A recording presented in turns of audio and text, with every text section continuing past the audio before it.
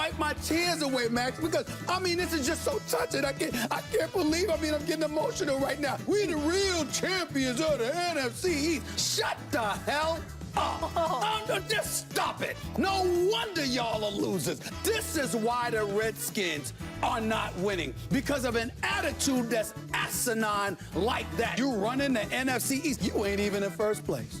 You a game behind a team you've already lost to. These are the Redskins. That's their damn problem.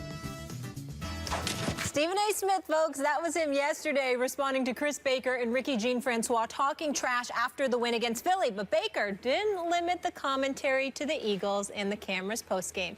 He also had some words for Stephen A. on Twitter. Can I read the tweet? Go ahead. Okay, at Stephen A. Smith. You better put some respect on her name. Always talking slick out your mouth. Professional smack talker. So we did reach out to the Redskins to ask if Chris Baker wanted to join us on the show. The team declined. What is your response? Well, there's a couple of things I'd like to respond to. First of all, I want to say to the idiots out there that actually take something like that. I'm not talking about the Redskins. I'm talking about the idiot trolls out there who actually take something like this. What do you think I'm going to do, get in a fight with Chris Baker? Or do you think I want to commit suicide? It's stupid. You know what I'm saying? We're talking sports. I'm having a good time. Chris Baker happens to be married to one of our dear friends. You understand what I'm saying? I mean, it's all love. It's no big. We're just talking sports, all right? Nothing but love for the brother. That's number one. Number two, you're right. I'm a professional smack talker. That's absolutely true. I'm also a professional journalist for 24 years who was elevated to a general sports columnist, one of the few African Americans in the history of this country to have achieved that goal, not to mention hosting my own national radio show, my own national television show. So you're right. I am a pro. This is my lane. So you are not on a football field, which means you have no chance whatsoever. My condolences to you ahead of time. Now let me get down to business as it pertains to these Redskins, okay? Chris Baker and the Washington Redskins. He doesn't understand. He doesn't get this, Max. Chris Baker, I owe you a debt of gratitude. I want to personally thank you for opening your mouth and having something to say. You know why? Because here's what you missed. Who do I hate more than anybody in the world? Cowboys fans? The Cowboys. And who's in their division? It would happen to be the Redskins. Who's the guys that were just talking about they're the kings of the NFC East? It would happen to be the Redskins. So, Chris Baker, based upon your words, because you want me to attach respect to your name, and of course I'm going to, for obvious reasons that I already articulated earlier on in terms of your relationship to this network, ain't nothing but respect and love for you, baby. Ain't nothing but respect and love for you, Chris Baker. But here's the question. What you gonna do? Because last time I checked, I'm sorry, did the Redskins beat the Cowboys? I mean, Max, refresh my memory. I don't recall. Did the Redskins beat the Cowboys this year? I think they lost to the Cowboys. Am I correct? Am I correct, Max? You made that point loud and clear. You're not in first place, and you lost to the first place team. You're not in first place, and it's because you lost to the team that is in first place. So your definition of kings of the division is being the second place team? I'm sorry, I wasn't aware that I'm sorry. Not even in chess or checkers is that true. Maybe chess, because we all know that the queen is the real strength. The king is. Maybe Chris Baker's playing chess instead of football. Maybe that's the problem, okay? But here's the deal. He's got a good queen. Here's the deal. I look at the Redskins, and what I have to say to Chris Baker is this.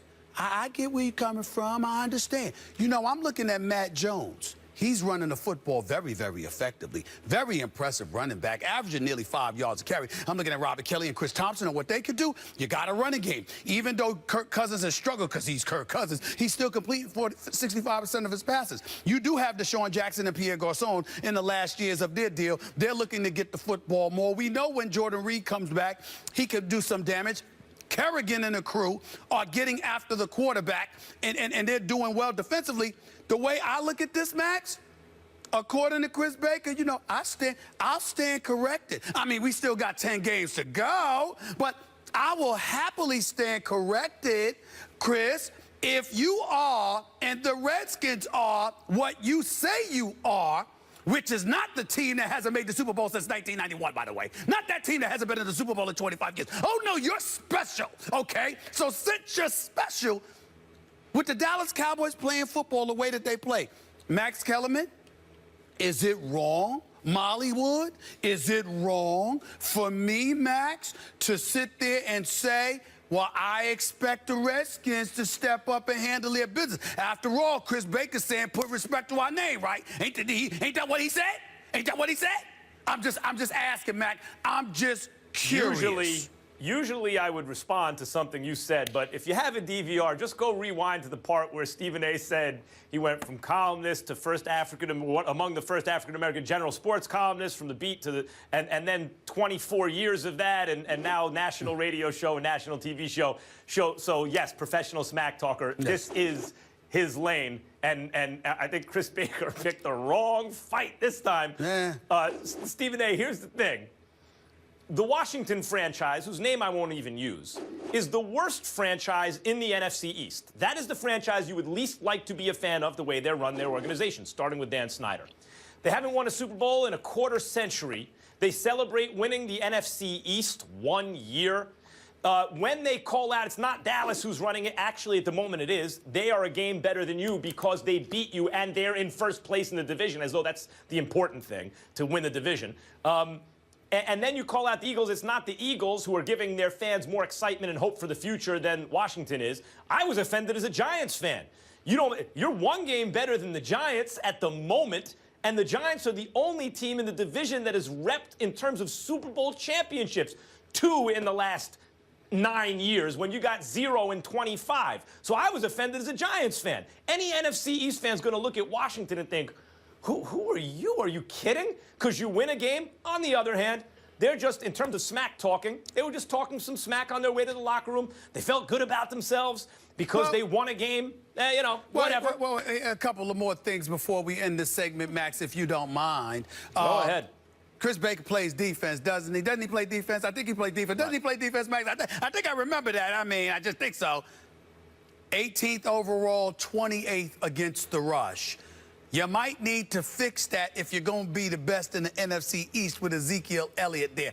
I'm just saying. And, oh, by the way, my man Tony Wiley is the communications voice for the Redskins. That's my brother right there. We've known each other for decades. That's my man, all right? The best in the business, by the way. And last but not least, pundits like Doc Walker and Brian Mitchell, these are professional smack talkers who also played, who, by the way, are the voices of the Redskins and have invited me on their radio show today to talk even more smack and validate what the hell I said yesterday. So to the nation's capital, I will be on ESPN Radio, 9:80 a.m. this afternoon after 3 o'clock. Chris Baker, you're welcome to join me if you want to make a case for your Redskins, who haven't won a Super Bowl since 1991. I'm just saying. Washington franchise doesn't want it. Chris Baker wants it. Washington franchise doesn't want it. No. They're protecting him. He don't want none of this. Come on now. Come on now. Let's move on. We'll leave it there. Let's move on. Until but I got nothing but love. Hold on. But I got nothing but love for Chris Baker because he's family. It's all in fun. It's all in fun. Nothing but love for him. And you love the nation's capital as well. Yes, Coming up next. NBA.com released its annual survey of NBA GMs, where Karl Anthony Towns was voted as the player they would like to start their franchise with. Towns won Rookie of the Year last season after averaging 18 points and 11 rebounds per game with the Timberwolves. So Towns finished with 48% of the vote, with Kevin Durant finishing second with 20%, LeBron James finishing third with 17%, and last year's winner of this vote, Anthony Davis, was just listed as receiving some votes. Stephen A., did they get it right, Karl Anthony Towns? No, they did not. And I love Karl Anthony Towns. He's a beautiful player, beautiful person, incredibly bright future. But the game has changed. And I understand why anybody would look at Karl Anthony Towns and consider, because he's not just an inside back-to-the-back player. Most of the time, he's facing the basket. He can hit perimeter shots. He can even hit threes from time to time. Let's be clear about that. He shot 34% from the three-point line last year. But he's no Steph Curry. Not in today's game. Steph Curry and Kevin Durant would be two players that I would instantly take before him, because when I look at a Steph Curry and I look at a Kevin Durant, I see guys guys who can pull up from 30 who don't need someone else to handle the ball for them before they get the ball. That's not to say Karl Anthony Towns can't handle the ball, but he's essentially a power forward, you know, who can play center, and you're going to have a point guard, whether it's Ricky Rubio or somebody else, running the offense, etc. Steph Curry is the first person that I would go to because he shot 50% from the field, 45% from three-point range. He handles the ball a lot of the time because he's the point guard on the Golden State Warrior, and he is the greatest marksman I have ever seen in the history of basketball. When you combine that with the way that the game is played in this day and age, Karl Anthony Towns is going to be big time. He is going to be a superstar in this league someday. I have no doubt in my mind. But this is a guard's game in this day and age. And because of those rule changes, I'm rolling with Steph Curry. Incorrect.